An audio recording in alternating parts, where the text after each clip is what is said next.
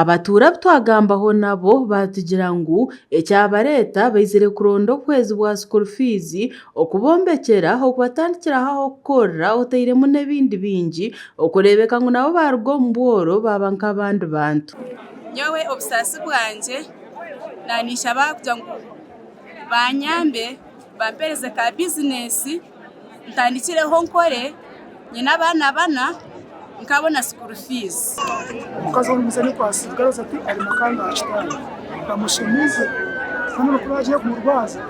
umuntu abona nyine mujwe n'ababwiye ni abana bana tinyene cyo kumurya n'icyo kweshuka mbere mukazi bagiye mu mushaki mbere ko ni kugira ngo gunda ariko mukashagamo akasati kishaka mu karamba hata cyari atatakagira ashitani nyine yefuzi ishatu kandi nenji yanje eri kuza kuhirima. Omukugamba kwe horiyo muhabuzi wa President Peace Rugambwa yayoreka okutangara bwanyuma yo kureba abantu nyamwingi. Toyineho kushoborera ubu yahansibire ntetemere ndi kumanta abantu mbashoka banturage ntagira boba bwoba nimbutira akwa kureba abantu nkimwe abakikuru cyane cyane ngumbe babagire nkente mbatekire ndi kubasime kimwankorire manyamurya bo kusimwa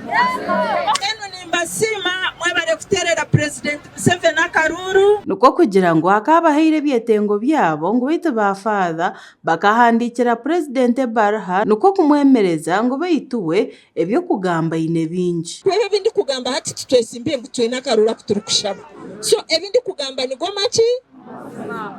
President kuyarebireje Barha eyibafaza bahandikire faza hosting President yasindika speaker wa parliament deputy speaker right honorable Tayebwa twashitama harushozi rusoroza banyemerezo kwandika abantu bangira ngo abantu tubahandike twarugwa mu Karuru abedini bamara kumanya ekingenderire nenki. Peace Rugambwa yabashaba kurekera enshonga zedino mu bintu bareba hakwetungura nk'abantu omu maka gabo kuguma kwebesinga ahadini mukaremwa kwebesinga aha families zanyu aha kuba nedini wotatwire yebiwebwayo mukama takakuha mugisha kandi ecyo kiwato mukereziya ningo mukanisa no bawatera mu mwana wawe no mwishikuruza yahendera arikuraganisa ko arikwisha kubaretera ebyo kukozesa mu mashomero nk'ebitabo okureba ngu abana babo bona baza kuronda obwegesi kugura bitabo ne karamu naza kubigura mbireta aha uri kumanya ngo mwana tayine kitabo tayine karamu mwije mwakire bitabo ne karamu abana bazandika aha kuba namanya ngo ari habarya hariho wanterere simu ati nangwa tompe 15 nkagure kitabo cy'umwana mazima garahanga gasha kwa kosi batamanya abwata ya roast